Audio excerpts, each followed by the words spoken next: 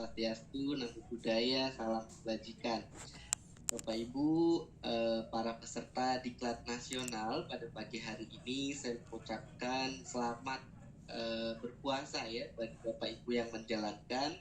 Walaupun kita sedang puasa, Bapak Ibu puasa, kami juga iya. Mudah-mudahan hari ini tetap bisa belajar bersama-sama terkait dengan asesmen, ya, mengenal konsep asesmen dalam kurikulum Merdeka. Tadi sudah dikenalkan Bapak Ibu, saya Arifin Sidik dari Universitas 11 Maret. Saya mengucapkan terima kasih kepada Mas Hoiron dan juga tim Diklat Online yang untuk kedua kalinya mengundang saya untuk hadir di tengah Bapak Ibu sekalian bersama-sama belajar. Saya pun belajar dari Bapak Ibu sekalian ya. Baik Bapak Ibu, agenda hari ini yang menjadi fokus saya ada 3 topik Bapak Ibu sekalian. Yang pertama adalah overview kurikulum Merdeka, kedua adalah prinsip asesmen kurikulum Merdeka, dan yang terakhir adalah jenis asesmen yang ada di kurikulum Merdeka. Sebelumnya Bapak Ibu, Diklat Nasional, Diklat Online ini sudah melakukan diklat sebelumnya ya terkait dengan kurikulum Merdeka. Namun saya yakin beberapa peserta yang hadir, banyak peserta yang hadir di sini bisa jadi belum bergabung di diklat sebelumnya. Maka materi yang pertama adalah overview kurikulum Merdeka terlebih dahulu. Kita menyamakan persepsi kita terkait dengan kurikulum Merdeka, baru setelah itu melangkah ke asesmennya. Nah, Bapak Ibu bisa akses di YouTube-nya Diklat Online. Ini mengenal konsep pembelajaran dalam kurikulum Merdeka. Jadi mungkin yang belum bergabung di Diklat sebelumnya, Bapak Ibu bisa mencoba melihat YouTube-nya begitu untuk kita bersama-sama belajar mengenal konsep pembelajaran dalam kurikulum Merdeka. Ya, sedikit saya review dari perkembangan kurikulum di Indonesia dari tahun 1994, kemudian kurikulum 2013 hingga sekarang kurikulum Merdeka. Nah, pastinya Bapak Ibu sekalian, setiap pergantian kurikulum ada hal yang berbeda di sana. Hal yang berbeda kali ini di kurikulum Merdeka ini ada beberapa hal. Pertama, saya lanjut, landasan filosofisnya dari aliran progresivisme. Penekanan dalam kurikulum Merdeka adalah progresif atau perkembangan individu. Jadi setiap individu di dalam kelas ini kita perlu perhatikan sebagai guru, sebagai dosen, dan juga sebagai praktisi pendidikan harus memperhatikan perkembangan individu setiap siswanya. Bagaimana perkembangan capaian pembelajarannya dari waktu ke waktu ini sesuai dengan aliran progresivisme yang ditekankan pada kurikulum Merdeka sekarang ya. Kemudian ada aliran konstruktivisme. Jadi penekanannya adalah pada proses pengalaman belajar, bagaimana guru, fasilitator sebagai fasilitator di dalam kelas memberikan pengalaman-pengalaman belajarnya pada siswa. Begitu. Yang terakhir adalah aliran humanisme. Ini di kurikulum Merdeka ya. Di filosofisnya ada aliran humanisme. Penekanannya pada penghargaan terhadap potensi individu. Kalau tadi progres individu, sekarang potensi individu. Karena Bapak Ibu sekalian, di kurikulum Merdeka ini sangat memperhatikan sisi humanis dan setiap individu peserta didik gitu. Lebih lengkapnya terkait dengan aliran-aliran ini, Bapak Ibu bisa cek link YouTube yang sudah saya sebutkan tadi, atau Bapak Ibu bisa follow, subscribe YouTube-nya Diklat Online, dan juga bisa lihat di sana bagaimana terkait dengan aliran-aliran ini membentuk suatu pemahaman terhadap kurikulum Merdeka, begitu ya. Jadi intinya Bapak Ibu sekalian, di kurikulum Merdeka aliran-aliran ini digunakan dalam proses pembelajaran di dalam kelas, termasuk dalam asesmennya. Baik, karakteristiknya dari kurikulum Merdeka. Karakteristik yang pertama adalah pengembangan soft skill dan karakter. Jadi pengembangan soft skill dan karakter ini difokuskan melalui proyek penguatan profil belajar Pancasila. Di hari kedua, Bapak Ibu akan belajar bagaimana melakukan penilaian terhadap soft skill dan karakter ini.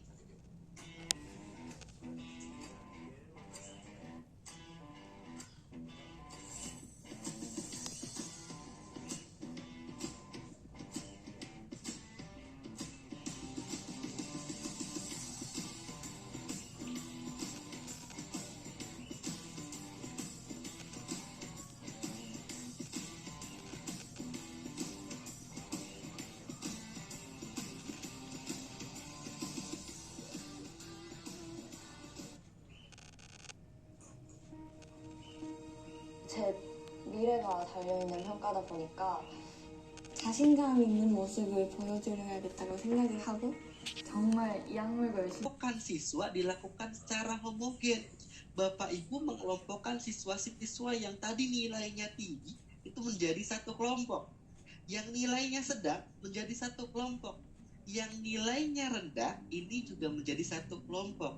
Nah, kenapa demikian Bapak Ibu? Di kurikulum Merdeka harapannya mereka yang memiliki capaian pembelajarannya sama, capaian perkembangan peserta didiknya sama, dapat berkolaborasi, tidak ada saling mengandalkan dalam satu kelompoknya. Nah, begitu. Itu harapannya di pembelajaran berdiferensiasi, gitu. Pembelajaran teaching at that level itu adalah tahapan pemrosesan bagaimana dari asesmen kemudian membentuk kelompoknya. Ya, kita lanjut lagi Bapak Ibu sekalian. Kenapa demikian? Maka yang menjadi landasannya adalah ini Bapak Ibu, keragaman peserta didik. Di dalam kelas peserta didik ini beragam. Kesiapan belajarnya bermacam-macam. Profil belajarnya dan juga minatnya pun bermacam-macam. Maka di dalam diri setiap peserta didik itu ada hal yang unik dan karakteristik potensi yang berbeda satu dengan yang lainnya. Ini yang perlu Bapak Ibu perhatikan, gitu, sebagai guru dan fasilitator pembelajaran di dalam kelas. Nah, proses penilaian Bapak Ibu sekalian adalah suatu siklus dari proses pembelajaran secara utuh. Ada 3 hal. Yang pertama adalah penilaian, yang kedua adalah pedagogi, proses pembelajarannya, dan yang ketiga adalah konten pembelajarannya. 3 hal ini tidak bisa terlepas dari pembelajaran. Bapak Ibu perlu memperhatikan setiap komponennya, bagaimana penilaian itu dilakukan di dalam kelas, bagaimana pedagoginya dilaksanakan, dan bagaimana kontennya diajarkan. Ini adalah komponen-komponen yang perlu diperhatikan. Lantas, prinsip dan dasar pembelajaran berdiferensiasi ataupun teaching at that level, Bapak Ibu, ada asesmen berkelanjutan di sini ya. Jadi dari pertama Bapak Ibu melakukan asesmen di awal pembelajaran, seperti tadi grafik yang saya tunjukkan ya.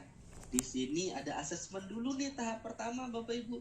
Kemudian setelah asesmen membuat grup, kemudian menentukan basic skills-nya begitu. Dan di sini juga ada asesmen berkelanjutan. Maksudnya bagaimana asesmen berkelanjutan ini? Bapak Ibu melakukan asesmen bukan hanya di awal dan bukan hanya di akhir, tapi selama proses pembelajaran ini ada asesmennya juga. Apa nama asesmennya? Akan kita bahas di belakang ya. Kemudian bukan hanya ini nih 2 menu rekomendasi saat kalian materi, ini ada asesmen yang mendukung. Jadi tidak terlepas ya. Ini asesmen berkelanjutan. Kemudian Bapak Ibu sekalian, prinsipnya dalam implementasi kurikulum Merdeka, penilaian ini ada 3 hal. Yang pertama, proses penilaian itu harus mendorong KBM ataupun kegiatan belajar mengajar yang dapat menumbuhkan daya nalar dan karakter. Ini prinsip asesmen, ini adalah penilaiannya ya. Jadi karakteristik penilaian. Kemudian penilaian ataupun asesmennya mampu menciptakan lingkungan belajar yang berpihak pada peserta didik. Dan yang terakhir adalah menumbuhkan minat bakat dan kemampuan abad 21. Jadi ini panduan-panduan yang dapat Bapak Ibu gunakan untuk melakukan asesmen pada kurikulum Merdeka. Lantas bagaimana implementasinya di dalam proses pembelajaran akan dikulik dari diklat online hari ketiga dan juga hari keempat gitu ya. 2, 3, 4 akan berbicara masalah teknis di kelas. Hari ini kita mencoba menyajikan secara teoritis terkait dengan asesmen dalam kurikulum Merdeka. Kita lanjutkan Bapak Ibu. Nah, tujuan dari penilaian baik itu sebenarnya Bapak Ibu bukan hanya di kurikulum Merdeka saja, tapi juga di kurikulum lainnya ya Bapak Ibu. Kurikulum 2013 pun sama, tujuannya adalah asesmen ini biasanya Bapak Ibu memberikan penilaian adalah hanya untuk siswa ya, Bapak Ibu, hanya untuk peserta didik, benar? Ataupun ada yang untuk guru juga? Kok bisa Pak, asesmen itu untuk guru, penilaian itu untuk guru ataupun untuk sekolah? Iya Bapak Ibu, jadi kalaupun paradigma kita atau pandangan kita terkait dengan penilaian itu hanya berguna untuk siswa, ini adalah pandangan yang tidak salah namun belum lengkap. Bagaimana yang lengkapnya? Proses pembelajaran, karena proses pembelajaran tidak terlepas dari asesmen, maka hasil asesmen ini bukan hanya digunakan untuk siswa, bukan hanya berapa nilainya, tapi digunakan juga oleh pendidik untuk melakukan evaluasi proses kemajuan belajar dan juga perbaikan proses pembelajarannya. Kalau nilainya tinggi-tinggi semua, berarti guru ataupun fasilitator pembelajaran di dalam kelas ini perlu berbangga hati, karena proses pembelajarannya bisa jadi sudah baik diterima oleh siswanya. Namun ketika nilai siswa rendah-rendah, ini perlu refleksi ya Bapak Ibu, kenapa siswa-siswa kita, peserta-peserta didik kita mendapatkan nilai-nilai atau capaian pembelajarannya belum sesuai dengan kompetensi yang diharapkan. Apakah proses pembelajarannya sudah sesuai atau belum? Itu adalah fungsinya untuk pendidik ya, untuk guru, untuk fasilitator pembelajaran di dalam kelas. Nah, kemudian untuk sekolah apa? Fungsinya atau tujuannya adalah untuk menilai capaian standar kompetensinya untuk lulusan di semua mata pelajaran. Baik di level SD, SMP, dan SMA sudah ada asesmen nasional ya, yang berfungsi bukan untuk siswa, yang dinilai siapa? Siswa, tapi fungsinya untuk siapa? Untuk sekolah dan juga pemerintah gitu. Jadi asesmen nasional itu lebih banyak fungsinya adalah untuk pemetaan sekolah dan juga pemerintah, bukan menilai siswanya, walaupun siswa yang mengerjakan penilaiannya, tapi hasilnya digunakan oleh sekolah dan juga pemerintah. Itu contoh dari penilaian untuk pendidik, sekolah, dan juga pemerintah. Baik, kita lanjutkan Bapak Ibu. Nah, ini prinsipnya. Di awal kita bahas secara teoritis dulu ya Bapak Ibu ya. Ini prinsip-prinsip asesmen pada kurikulum Merdeka. Yang pertama adalah bagian terpadu dan juga holistik. Seperti yang tadi saya jelaskan, bahwa asesmen itu bukan hanya untuk guru, bukan hanya untuk siswa, tapi juga untuk guru dan juga untuk wali murid begitu ya. Bukan hanya bagian sendiri dari proses pembelajaran yang terpisah begitu, tapi bagian dari pembelajaran yang terintegrasi. Kemudian prinsip asesmen yang kedua dari kurikulum Merdeka adalah dirancang sesuai dengan fungsinya. Keleluasaan untuk menentukan teknik, jenis, dan waktu asesmen ini ada pada guru di dalam kelas. Maka Bapak Ibu guru merdeka sesuai dengan kurikulumnya untuk merancang bagaimana teknik asesmennya, waktunya kapan, ini merdeka ya. Kemudian yang ketiga adalah adil, proporsional, valid, dan terpercaya. Bapak Ibu, ketika Bapak Ibu ingin melakukan suatu asesmen, melakukan suatu evaluasi terhadap proses pembelajaran, maka alat ukurnya ini harus adil, proporsional, dan juga yang paling penting adalah valid dan terpercaya.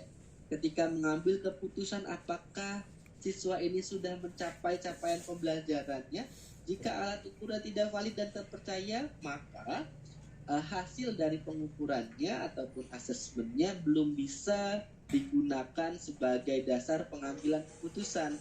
Maka Bapak Ibu perlu merancang asesmennya ini secara adil, proporsional, valid, dan terpercaya agar dapat digunakan untuk pengambilan keputusan dan tindak lanjut proses pembelajaran selanjutnya. Selanjutnya Bapak Ibu, yang keempat ada laporan yang sederhana, informatif, dan bermanfaat. Tentunya hasil asesmen ini perlu dilaporkan ya Bapak Ibu. Asesmen terhadap profil penguatan proyek penguatan profil pelajar Pancasila, laporannya adalah implementasi karakternya sudah sejauh mana. kemudian laporan dari asesmen diagnostik, asesmen formatif, dan juga asesmen sumatif itu ada pada kompetensi dari dan capaian pembelajaran dari peserta didik setiap individunya. Dan kemudian tindak lanjut dari asesmen itu seperti apa? Ini yang jarang sekali dilakukan di dalam proses penilaian di dalam kelas ya. Berhubungan dengan tindak lanjut ataupun rencana yang akan dilakukan, ini adalah prinsip yang nomor 5, yaitu bahan refleksi. Peningkatan kualitas pembelajaran dan asesmen di masa datang ini penting untuk diperhatikan. Dari mana bahan refleksinya? Dari asesmen-asesmen sebelumnya yang telah Bapak Ibu lakukan. Maka ini merupakan asesmen yang secara berkesinambungan ya, seperti yang tadi asesmen berkelanjutan ataupun berkesinambungan. Asesmen sekarang akan membantu untuk proses refleksi, proses pembelajaran yang mendatang. Begitu juga seterusnya. Jadi berkesinambungan antara satu topik dengan topik yang lainnya. Nah, Bapak Ibu, ini kita mulai masuk ke asesmen pada kurikulum Merdeka. Secara teoritis, Bapak Ibu, di kurikulum Merdeka ada yang namanya asesmen diagnostik. Apakah asesmen diagnostik ini hanya ada di kurikulum Merdeka? Tidak. Sebelum-sebelumnya pun sudah ada. Namun karena pada prinsip pembelajaran berdiferensiasi atau teaching at that level, asesmen diagnostik ini ditempatkan pada awal proses pembelajaran. Maka ini adalah asesmen yang penting sebagai landasan Bapak Ibu untuk merencanakan proses pembelajaran. Ini asesmen diagnostik. Jenisnya ada kognitif dan juga ada non kognitif. Apa fungsinya? Acuan pembelajaran. Jadi bagaimana Bapak Ibu akan melakukan pembelajaran berdiferensiasi ataupun teaching at that level di kurikulum Merdeka, basisnya adalah asesmen diagnostik. Kemudian yang kedua, Bapak Ibu peserta diklat online sekalian, ada asesmen formatif. Nah, Bapak Ibu dulu ketika saya sekolah begitu, asesmen formatif ini identik dengan ulangan harian gitu ya, Ibu. Dan asesmen sumatif ini identik dengan ulangan akhir semester ataupun UAS gitu. Ini asesmen sumatif. Nah, di kurikulum Merdeka ada paradigma yang berbeda Bapak Ibu sekalian. Asesmen formatif bukan lagi asesmen ulangan harian, tapi asesmen ataupun penilaian selama proses pembelajaran. Jadi setiap proses pembelajaran setiap harinya itu ada asesmen formatifnya. Kemudian asesmen sumatif bergeser lagi. Yang tadinya asesmen sumatif ini adalah ulangan akhir semester bergeser. Asesmen sumatif adalah di akhir topik pembelajaran. Jadi di setiap bab, di ulangan harian setiap bab begitu ya, ini adalah asesmen sumatifnya. Tujuannya formatif ini untuk pemantauan pemahaman, maka dilakukan di setiap proses pembelajaran. Setiap ketemu ada asesmen formatifnya. Kemudian asesmen sumatif bagaimana? Setiap akhir topik pembelajaran atau akhir materi pembelajaran. Fungsinya apa? Untuk evaluasi pembelajaran. Apakah ada capaian pembelajaran yang masih tertinggal atau apakah sudah tercapai semuanya capaian pembelajarannya gitu. Lantas bagaimana untuk melakukan asesmen diagnostik, formatif dan sumatifnya? Kita akan bahas. Nah, ini Bapak Ibu sekalian. Jadi asesmen diagnostik adalah asesmen yang dilakukan secara spesifik untuk mengidentifikasi kompetensi, kekuatan, kelemahan siswa sehingga pembelajaran dapat dirancang sesuai dengan kompetensi dan juga kondisi siswa.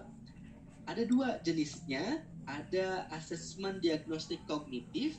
Ini fase kognitif materi pembelajaran. Contohnya adalah fase kognitif materi pelajaran, tes literasi, tes numerasi, tes TPA. Ini adalah asesmen diagnostik kognitif. Kemudian ada asesmen diagnostik non kognitif. Ini adalah latar belakang siswa, minat belajar siswa, gaya belajar, keadaan psikologis. Ini adalah asesmen non-kognitif. Baik asesmen kognitif dengan non-kognitif ini bisa dilakukan oleh Bapak Ibu guru di guru kelas ya, di kelas, ataupun dilakukan secara kolektif oleh sekolah khusus untuk asesmen non-kognitif. Bapak Ibu guru kelas, baik dari kelas SD, SMP, dan SMA, ketika ada siswa pertama kali masuk, naik misalkan dari kelas 4 SD ke kelas 5 SD, kira-kira Bapak Ibu, informasi apa yang diterima dari guru kelas 5?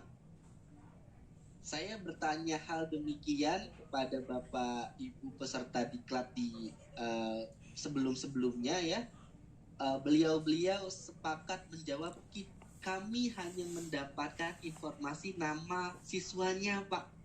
Tidak ada informasi apapun lainnya selain nama siswa.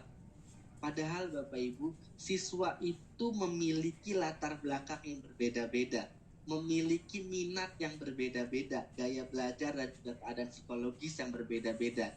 Bisa dibayangkan Bapak Ibu, jika setiap guru kelas, baik itu SD, SMP, SMA, bahkan di level universitas sekalipun, ketika ada siswanya, dilengkapi data terkait bagaimana latar belakang orang tuanya, keadaan ekonominya, bagaimana minat belajarnya, kecenderungan gaya belajar, dan juga kecenderungan kondisi psikologisnya, wali kelas Bapak Ibu memiliki pengetahuan ataupun informasi yang utuh terkait dengan siswanya, bisa mengenal siswanya secara lebih detail. Nah, itu adalah fungsi dari asesmen diagnostik non-kognitif. Siapa yang melakukan asesmen diagnostik non-kognitif ini?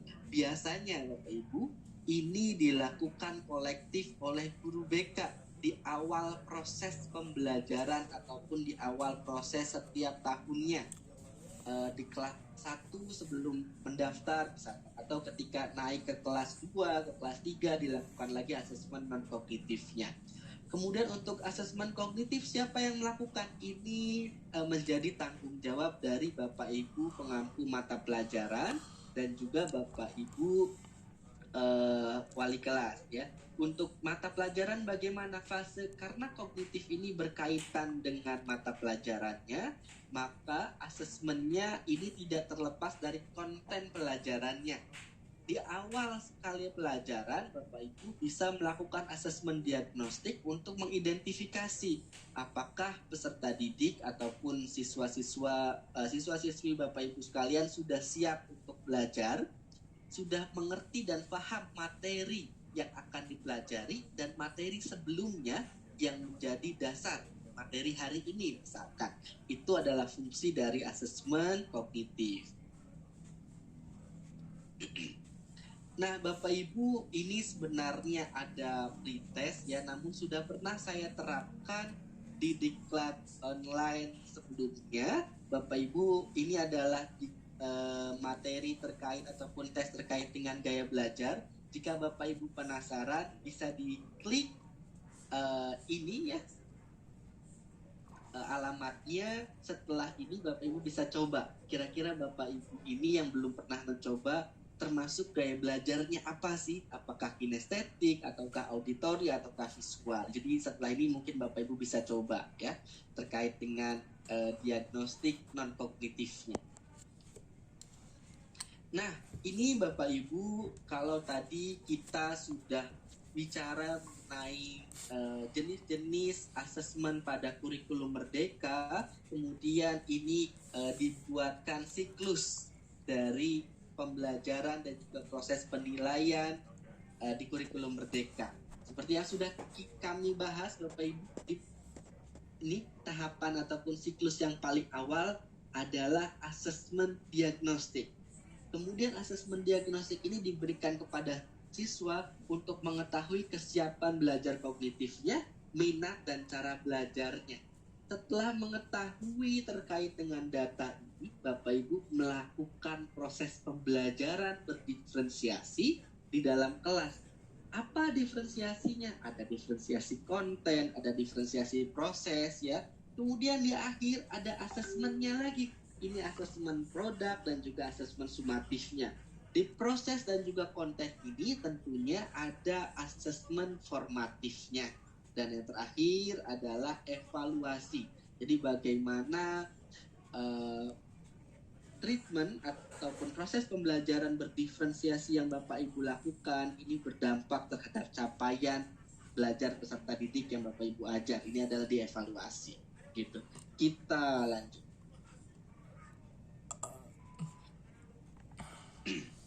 Nah, untuk bagaimana Bapak Ibu menyusun asesmen diagnostiknya ada 6 tahapan Bapak Ibu ya. Yang pertama adalah menganalisis laporan hasil belajarnya. Jadi asesmen diagnostik ini dilakukan di awal. Maka Bapak Ibu perlu melakukan analisis terlebih dahulu terkait dengan hasil belajar sebelumnya. Pak, bagaimana kalau pada tahapan yang awal sekali Pak baru ketemu di pertemuan pertama di kelas 10 misalkan? Ya, karena belum ada laporan hasil belajarnya, maka tahapan ini bisa dilewati. Kemudian yang kedua adalah mengidentifikasi kompetensi yang akan diajarkan. Bapak Ibu pengampu mata pelajaran sudah paham kompetensi apa yang akan diajarkan hari itu kepada setiap peserta didiknya. Kemudian setelah memahami dari kompetensinya, Bapak Ibu sekalian bisa menyusun instrumen asesmennya. Ada beberapa cara Bapak Ibu untuk menyusun instrumen diagnostik kognitif ini. Karena Bapak Ibu perlu mengetahui capaian pembelajaran dari individu peserta didiknya, maka penyusunan instrumen ini bisa didasarkan dari materi sebelumnya, materi yang akan diajarkan hari ini, dan juga materi yang akan diajarkan di pertemuan berikutnya. Ini bisa komposisinya bisa begitu ya Bapak Ibu. Atau bisa dua komposisinya, hanya dua. Bagaimana hanya dua? Yang pertama materi sebelumnya dan materi yang akan diajarkan hari ini. Pak, kan materi yang akan diajarkan hari ini siswa belum tahu. Nah, inilah fungsinya asesmen diagnostik. Bapak Ibu bisa melakukan identifikasi kira-kira siswa atau peserta didiknya ada tidak yang sudah memahami materi yang akan diajarkan. Padahal belum diajarkan, tapi apakah sudah ada yang mengerti? Begitu. Ini mendiagnosis kemampuan belajarnya atau capaian pembelajarannya. Yang keempat adalah menggali informasi non-kognitifnya sesuai tadi ya. Bukan hanya kognitifnya, tapi non-kognitif juga perlu diperhatikan. Apakah penting Pak proses pembelajaran asesmen diagnostik non-kognitif ini untuk proses pembelajaran? Sedikit banyak membantu Bapak Ibu di proses pembelajaran. Sedikit cerita, ketika saya melakukan proses pembelajaran, ini konteksnya adalah di universitas ya Bapak Ibu, ada satu siswa yang setiap kali proses pembelajaran dia hanya diam, kemudian tidak bersama dengan teman-temannya, jarang mengumpulkan tugas yang perlu di-upload begitu ya, secara online, jarang mengikuti kelas online waktu pandemi COVID-19. Kalau kami para guru tidak memiliki informasi non-kognitif, ya sudah, kami justifikasi bahwa anak ini malas gitu. Anak ini tidak ingin mengikuti proses pembelajaran. Namun kami mencoba menggali informasi non-kognitif, ternyata perangkat pembelajaran yang mendukung di rumahnya tidak ada Bapak Ibu. Di rumahnya tidak ada handphone yang bisa digunakan secara mandiri. Handphonenya bergantian dengan keluarganya. Tidak ada laptop yang bisa digunakan secara terus-menerus oleh seorang mahasiswa ini. Maka ini menjadi kesulitan bagi mahasiswa untuk mengikuti ataupun bagi siswa untuk mengikuti proses pembelajaran secara online. Nah, informasi-informasi mengenai kelengkapan alat belajar ini adalah informasi non-kognitif. Jadi informasi non-kognitif ini berguna juga untuk proses pembelajaran. Itu ya Bapak Ibu. Yang kelima, kita lanjutkan ada pelaksanaan asesmen dan juga pengolahan hasilnya. Di akhir kita akan berdiskusi terkait bagaimana mengolah hasil asesmen formatif, hasil asesmen sumatif untuk laporan belajar peserta didik. Dan yang keenam, hasil digunakan untuk merencanakan pembelajaran. Karena asesmen diagnostik ini adanya di awal, maka hasil asesmen diagnostik ini digunakan untuk merencanakan pembelajaran, gitu ya. Nah, Bapak Ibu, ini hasil asesmen diagnostik digunakan untuk merencanakan pembelajaran. Apa yang direncanakan? Pembelajaran berdiferensiasi. Apa diferensiasinya? Apa yang berbeda proses pembelajarannya? Ada berbeda secara konten, ada berbeda secara proses, dan ada berbeda secara produk atau luaran. Bagaimana implementasinya? Bapak Ibu membagi kelompok peserta didik dari hasil asesmen diagnostiknya menjadi 3 kelompok yang homogen. Kalau di awal ceritanya adalah heterogen, siswa yang nilainya tinggi digabungkan dengan siswa yang nilainya rendah, maka yang sekarang dikelompokkan Bapak Ibu sesuai dengan capaian pembelajarannya. Ada 3 kelompok. Kita tidak menyebut kelompok yang pintar dan tidak pintar, tapi ada kelompok yang membutuhkan bimbingan, artinya nilainya masih di bawah capaian pembelajarannya. Kelompok yang cukup mahir, nilainya ada pada rata-rata, ya, rata-rata kelas gitu. Dan ada yang sudah mahir, kelompok yang sudah mahir ini materi hari ini sudah menguasai gitu, ataupun sudah bisa. Jadi sehingga nilainya dari diagnostik, asesmen diagnostiknya sudah cukup tinggi gitu. Jadi 3 kelompok inilah yang akan diterapkan pembelajaran berdiferensiasi, pembelajaran teaching at grade level. Dasarnya dari mana? Asesmen diagnostik gitu. Bapak Ibu bisa mencermati lebih lanjut dari proses diferensiasi ini di link YouTube yang sudah saya sematkan di awal tadi ya. Nah, ini adalah perubahan paradigma dari praktik asesmen sebelum dan setelah kurikulum merdeka, Bapak Ibu. Kecenderungan pelaksanaan asesmen sebelum kurikulum merdeka, biasanya asesmen ini seperti ini Bapak Ibu. Ada asesmen as learning, ada asesmen for learning, ada asesmen of learning. Apa bedanya masing-masing ini? Coba kita dengar. Saya ingin mencoba mendengar pendapat dari Bapak Ibu peserta. Mbak Ana, apakah diizinkan untuk mencoba mendengar pendapat dari Bapak Ibu peserta? Iya, bisa Pak. Oke, Bapak Ibu, ada yang bisa membantu saya untuk menjelaskan apa sih asesmen as learning, asesmen for learning, dan juga asesmen of learning? Silahkan Bapak Ibu bisa raise hand. Ya, untuk Bapak Ibu yang ingin ada tanggapan dari Pak Ari bisa raise hand terlebih dahulu ya Bapak Ibu. Silahkan raise hand dan juga diaktifkan kameranya. Ada Bapak Ibu? Silakan Bapak Ibu yang ingin mungkin bisa langsung raise hand. Ya, ini ada Pak dari Ibu Yohana Paulina. Oke, silahkan. Ya, silahkan Bu untuk diaktifkan kameranya Bu.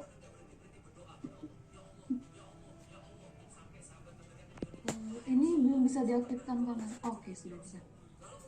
Oke, terima kasih untuk kesempatannya buat saya.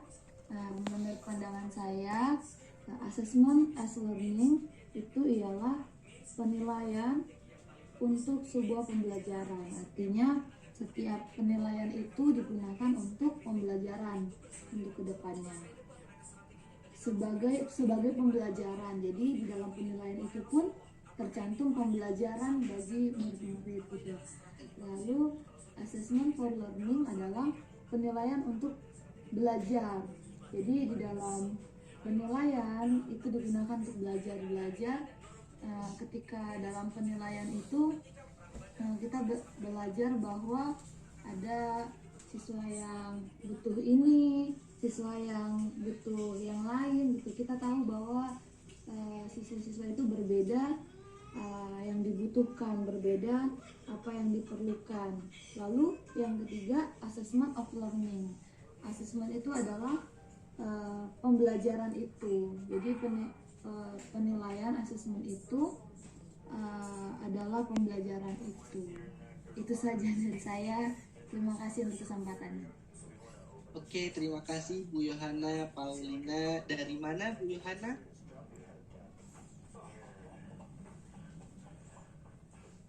Saya dari Lubuk Linggau, Palembang, Sumatera Selatan. Jauh sekali ya. Jadi benar-benar diklat nasional ini dari Sabang sampai Merauke, seluruh Indonesia hadir nih Mbak Ana ya. Baik. Iya Pak.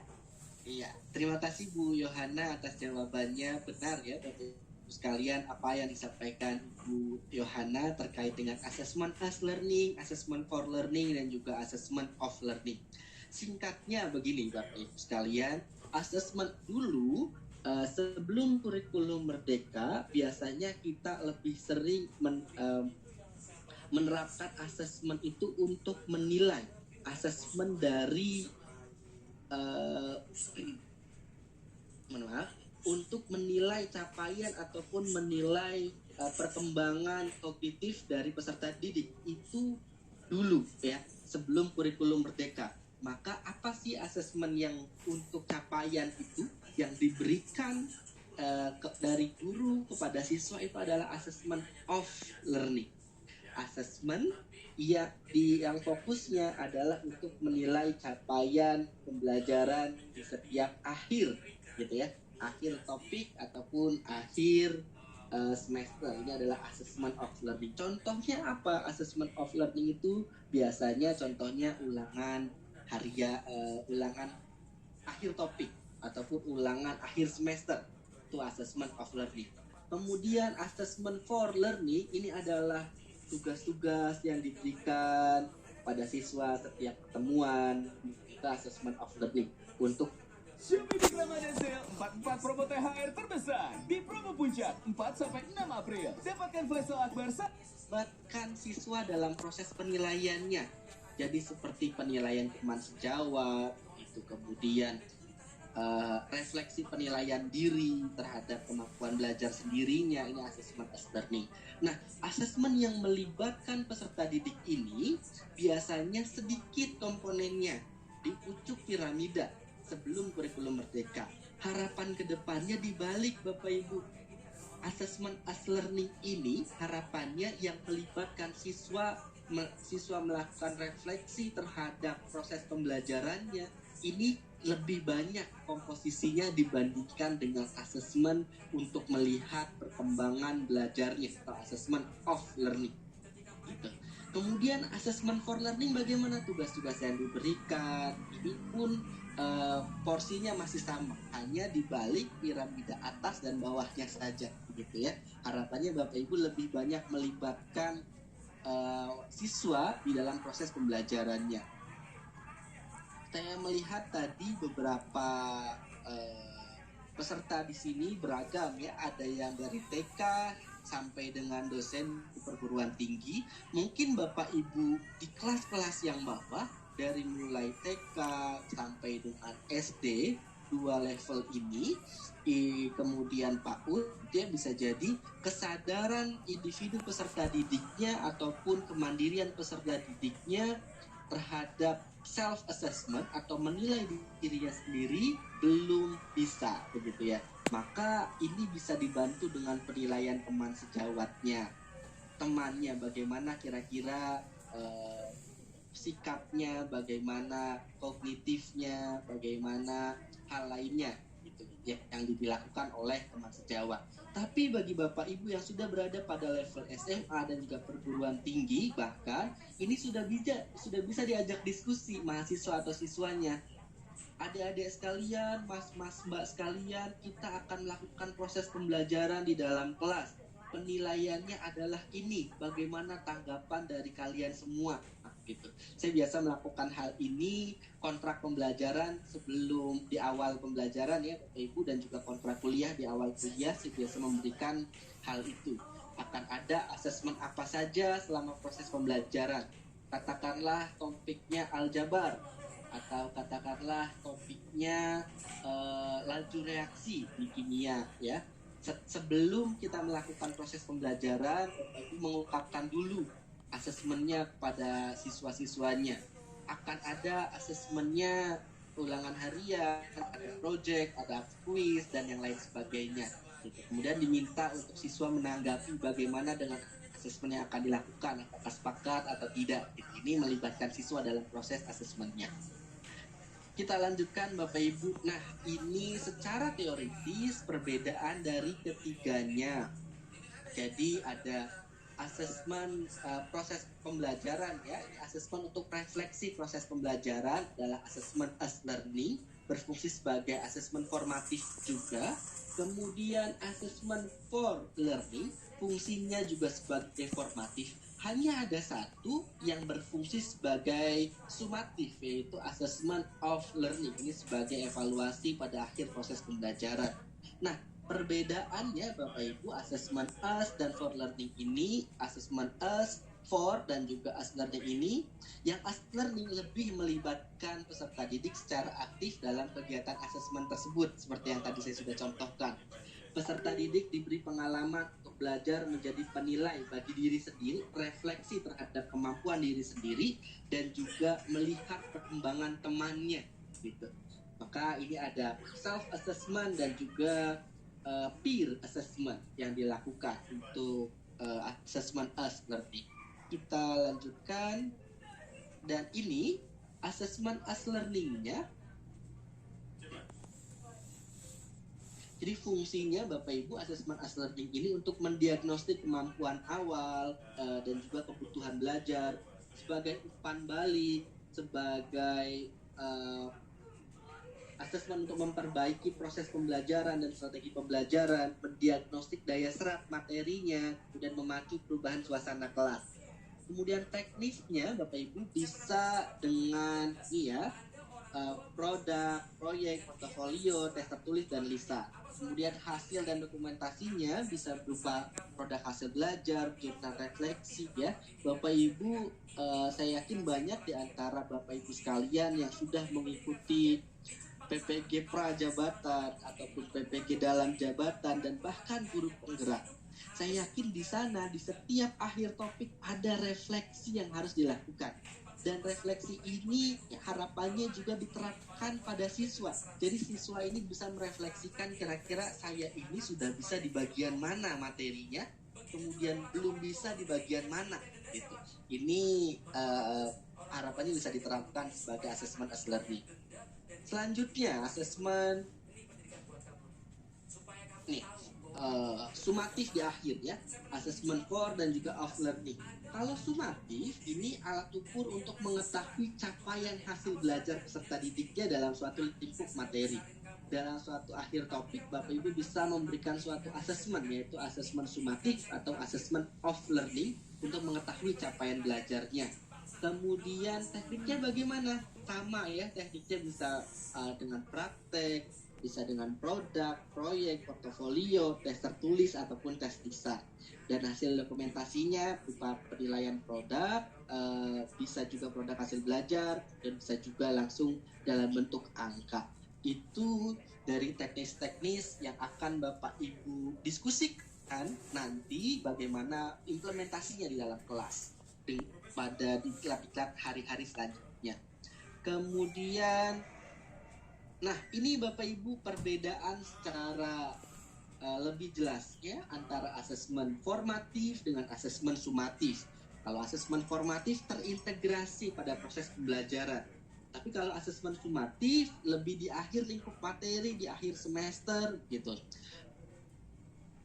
Nah, bagaimana asesmen sumatif ini dilakukan? Pada diklat sebelumnya saya telah katakan bahwa asesmen formatif ini bukan hanya berupa pertanyaan dalam bentuk tes tertulis Bapak Ibu.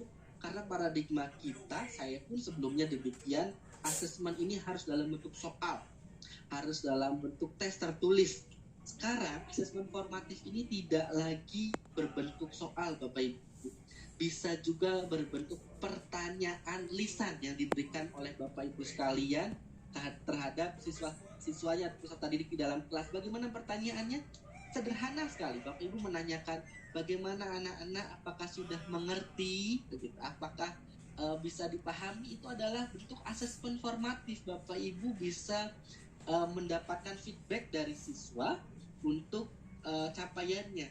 Apakah semuanya sudah mengerti, ataukah ada beberapa yang belum mengerti, kemudian digali lagi, kira-kira belum mengertinya di bagian mana. Nah, mungkin ada yang masih ingat, Bapak Ibu, saya sempat menunjukkan beberapa kartu ya, kartu dengan warna-warni seperti ini biasanya digunakan di dalam kelas, Bapak Ibu, untuk proses asesmen formatif. Bagaimana cara kerjanya? Ada 3 kartu ya, Bapak Ibu, ada merah, ada kuning, ada hijau. Sederhana sekali proses penggunaannya. Saya biasanya menanyakan pada Bapak Ibu peserta diklat, kira-kira sudah paham atau belum terkait dengan materi diklat pada hari ini. Kalau sudah paham, Bapak Ibu bisa angkat kertas warna hijau, diangkat kertas warna hijaunya. Kalau sudah paham tapi ada beberapa bagian yang belum paham, bisa angkat kertas warna kuning, diangkat kertas warna kuning. Tapi Bapak Ibu, kalau Bapak Ibu sama sekali tidak mengerti materi diklat yang diajarkan, ataupun adik-adik siswa-siswa tidak mengerti materi pelajaran yang diajarkan sama sekali, bisa angkat kertas warna merah begitu. Maka dari sini Bapak Ibu bisa melihat kira-kira yang paling banyak diangkatnya yang warna apa. Oh, ada yang warna kuning ternyata. Kita gali lebih lanjut lagi, bagian mana yang belum mengerti. Atau ada yang merah. Kenapa? Kok tidak bisa mengerti? Apakah ada yang salah dalam proses penyampaiannya? Atau seperti saya hari ini, penyampaian terlalu cepat begitu ya? Ini bisa direfleksikan. Refleksinya untuk siswanya dan juga untuk gurunya gitu. Jadi proses asesmen formatif ini bisa berbagai macam.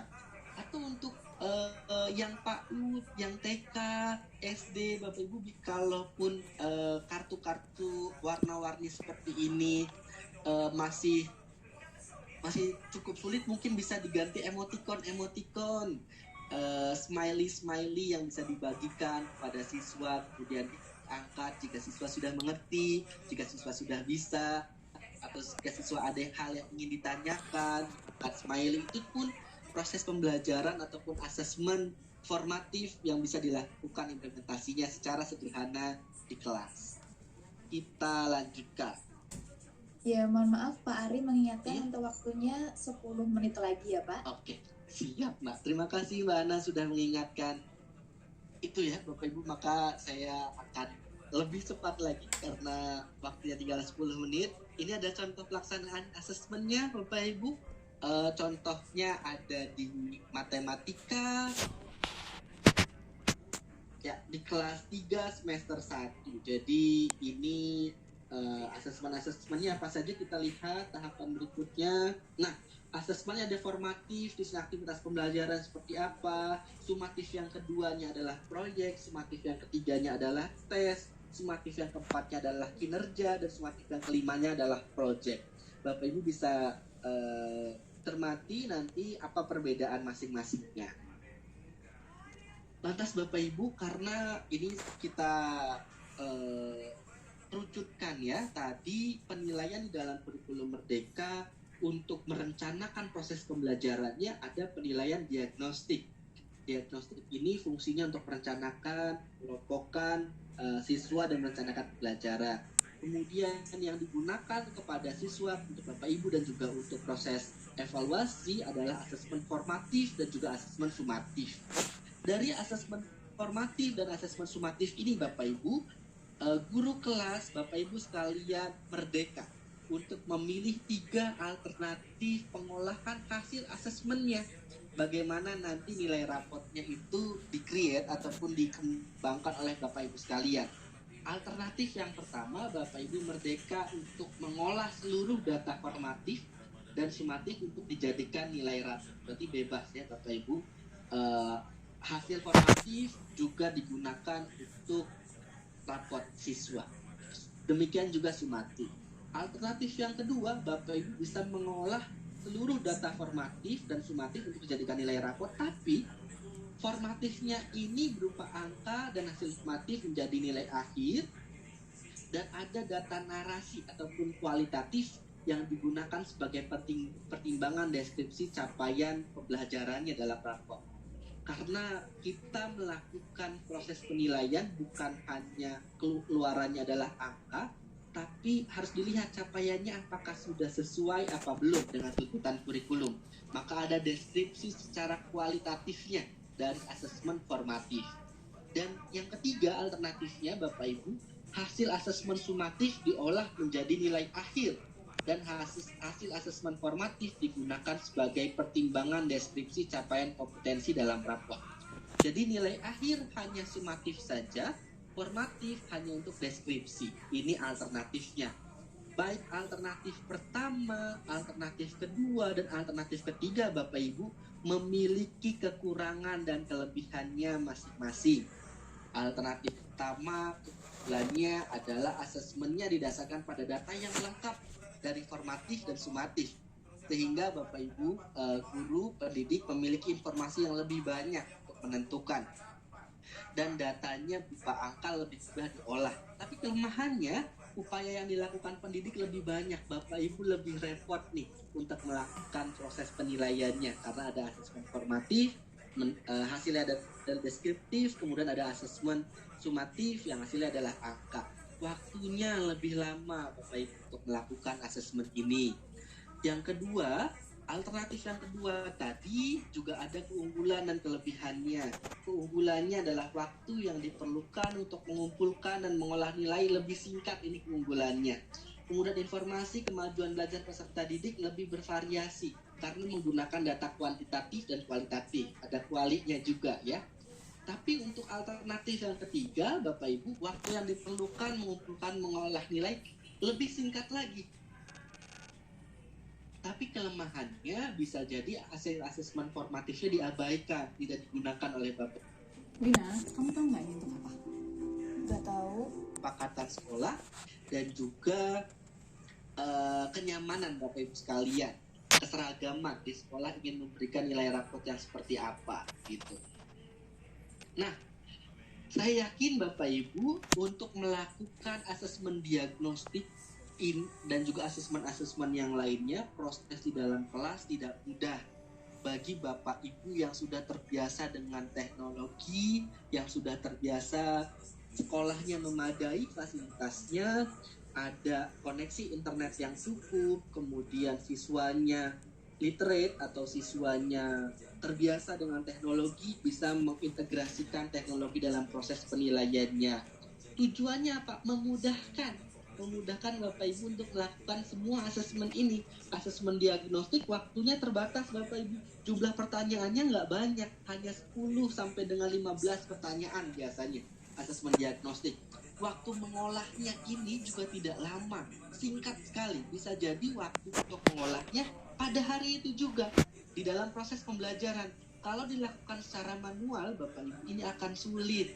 Maka dibutuhkan teknologi. Salah satu yang bisa Bapak Ibu gunakan adalah Microsoft Teams. Nah, ini LMS ya, Learning Management System.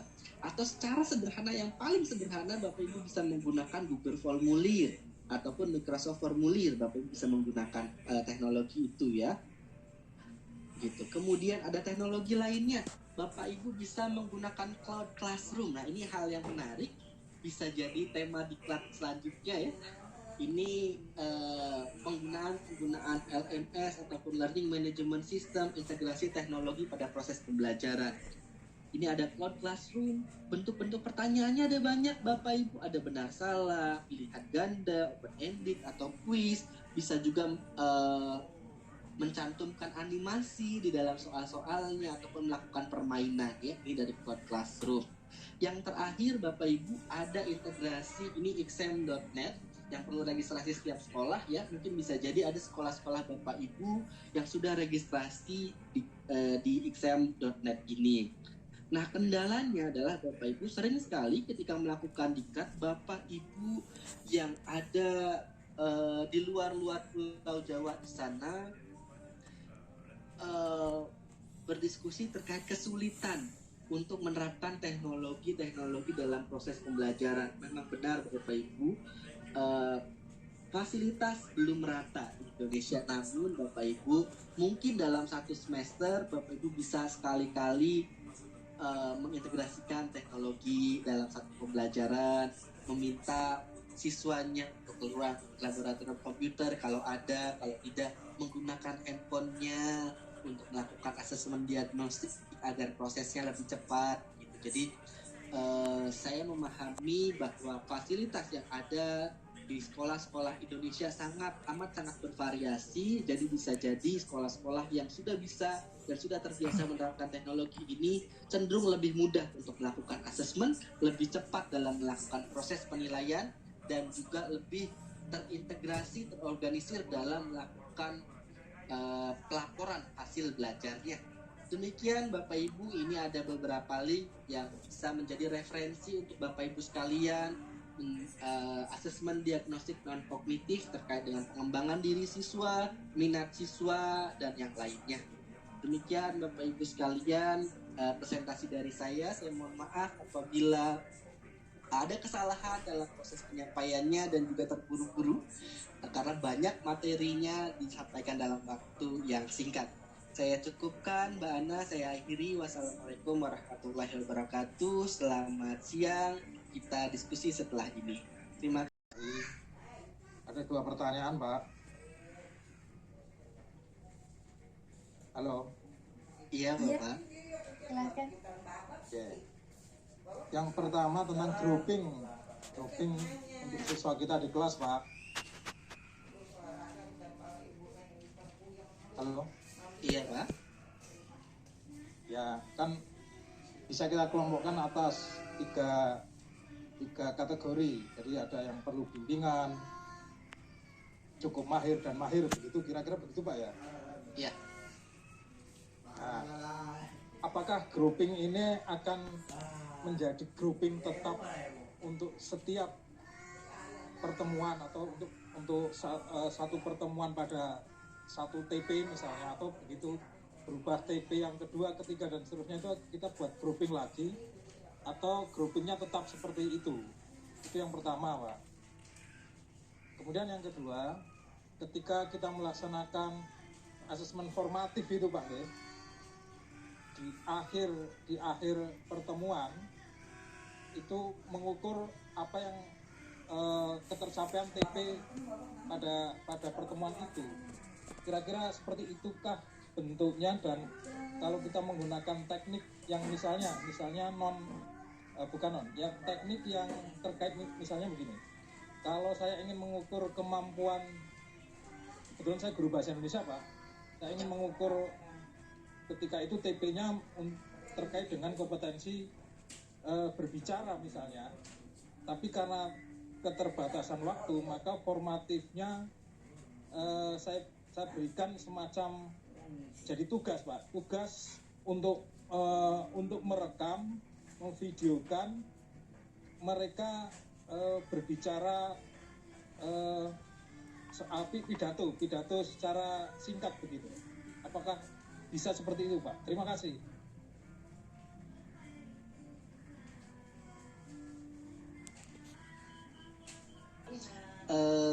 Capaian pembelajaran tentunya dari setiap individu dalam setiap topik itu bisa jadi berbeda, Pak Budi ya. Ada siswa yang pada materi A dia capaiannya masih membutuhkan bimbingan, tapi setelah dibimbing materi berikutnya Bapak, karena dilakukan asesmen diagnostik lagi, setelah dibimbing pada capaian berikutnya dia berubah jadi cukup mahir misalkan. Jadi idealnya Pak Yudi ini dilakukan setiap pergantian topik Pak Yudi ya, karena asesmen diagnostiknya dilakukan juga di setiap pergantian topik. Tapi Pak, bagaimana kalau misalkan Bapak Ibu guru implementasinya di sekolah kita kewalahan setiap pergantian topik, perlu dilakukan perubahan kelompok. Ya bisa jadi dua topik begitu. Bapak implementasinya disesuaikan dengan kondisi Bapak Ibu sekalian di kelas masing-masing, tapi idealnya memang setiap topik. Kemudian pertanyaan yang kedua terkait dengan formatif yang dicontohkan oleh Pak Yuli tadi. Memang setiap proses pembelajaran di akhir bisa jadi guru memberikan suatu formatif untuk melihat bagaimana ketercapaian proses pembelajaran hari itu gitu. Untuk contoh yang diberikan Pak Yuli, karena ini tidak bisa diselesaikan dengan membuat suatu video ataupun pidato keterampilan berbicara, tidak bisa dilakukan dalam waktu yang singkat begitu. Menurut pandangan saya, apa yang diberikan Pak Yuli adalah sudah termasuk project Bapak, sudah termasuk produk dari proses pembelajarannya. Maka penilaian yang lebih tepat adalah penilaian dari produk yang diberikan siswanya begitu, keterampilan berbicara videonya. Begitu Pak Yuli, Mbak Ana. Pertama, terima kasih banyak untuk Diklat Online memfasilitasi kami belajar di akhir pekan, hari libur, tapi bisa mendapat kesempatan belajar. Saya kira materi ini beberapa diklat sebelumnya saya di setiap kali di link untuk memesan kira-kira topik apa yang dianjurkan dipilih. Saya tidak salah, di kelas sebelumnya saya mengusulkan supaya ini dibahas lebih dalam, dan terima kasih hari ini bersama Pak Ari, narasumber yang luar biasa dan kaya menginspirasi kami. Kemudian terima kasih untuk mengingatkan kami tentang asesmen S-Learning, asesmen for learning, dan assessment of learning. Saya kira 3 model ini ya dulu dari kurikulum 2000 KBK dulu sudah ada ini, hanya diberi penguatan menonjol dengan ya istilah kerennya saja, tetapi isinya dulu kita sudah garap itu. Jadi misalnya assessment S-Learning itu misalnya penilaian diri, penilaian antar teman, yang kemudian kalau assessment for learning itu misalnya tugas-tugas itu penilaian untuk pembelajaran, untuk perbaikan pembelajaran. Lalu kalau yang off learning berarti ya sesudah materi atau blok tertentu lalu itu diuji, itu untuk mendapatkan gambaran tentang hasil yang betul, akan dianalisa kembali untuk melihat tingkat keberhasilan siswa di mana, guru di mana, yang akan mungkin di situ nanti akan memberi ruang untuk misalnya tindak lanjut, misalnya berbasis PTK, misalnya itu. Tapi untuk materi-materi lain yang tadi disajikan, saya mohon kalau boleh di share di grup atau nanti di fasilitas itu disertakan untuk kami dalami kembali, karena materi ini sangat kaya dan menginspirasi. Terima kasih Mbak Ana, terima kasih Pak Ari. Selamat siang. Iya, selamat siang. Terima kasih Pak Sales. Untuk Pak Ari mungkin ada Kurikulum lama sudah ada assessment us, for, dan juga off learning-nya ini. Jadi Bapak Ibu sudah familiar dengan hal ini. Cuman di kurikulum 2013 tuntutannya sedikit berbeda seperti yang tadi sudah dijelaskan gitu. Untuk materinya Pak Sales nanti bisa dimintakan untuk ke tim Diklat Online ya. Gitu. Untuk hari ini Pak Sales memang saya sedikit banyak membahas masalah secara teoritis karena Diklat hari pertama melandasi konseptualnya dari implementasi di dalam kelas. Jadi mudah-mudahan Bapak Ibu guru penggerak yang setiap hari bertemu dengan siswa dan menjalankan kurikulum kurikulum Merdeka ini, besok di hari kedua, ketiga, dan keempat bisa lebih memperkaya pengetahuan dan juga keterampilan dari Bapak Ibu peserta semuanya. Demikian Pak Sales, Bu Ana, Mbak Ana. Saya Siti Rahmawati. Saya guru SD. Kebetulan saya sudah mencoba untuk melakukan pembelajaran berdiferensiasi termasuk dengan asesmennya ya. Cuman masalahnya gini ya, pada saat asesmen yang berdasarkan 3 kategori itu ternyata kami tuh merasa kasusnya tuh di sini pada saat anak yang dirasa kurang mahir kemudian mendapatkan nilai yang besar gitu ya. Kemudian anak yang tidak atau anak yang mahir mendapatkan nilai yang di bawah mereka. Nah ini tuh menjadi apa namanya? Menurut kami merasa menjadi kasus gitu ya. Kami tuh harus menjelaskan pada anak-anak pada saat kami membagikan hasil asesmen gitu. Kami harus menjelaskan karena anak yang biasa mendapatkan nilai di bawah, kemudian pada saat asesmen mendapatkan nilai di atas.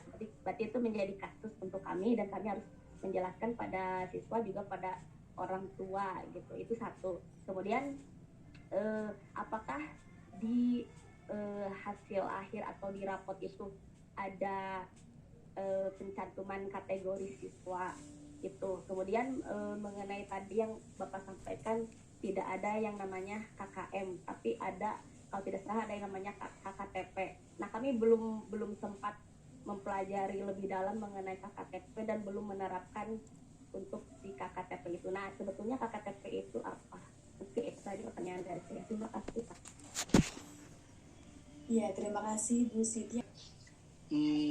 Ya Bu Siti, yang pertama tadi saya yakin Bapak Ibu Guru Bu Siti dan juga Bapak Ibu Guru yang lainnya Pakai Flip untuk mudahkan kebaikan. ini dilakukan sekali saja, kemudian kelompoknya tidak berubah sampai akhir semester ataukah berubah-ubah.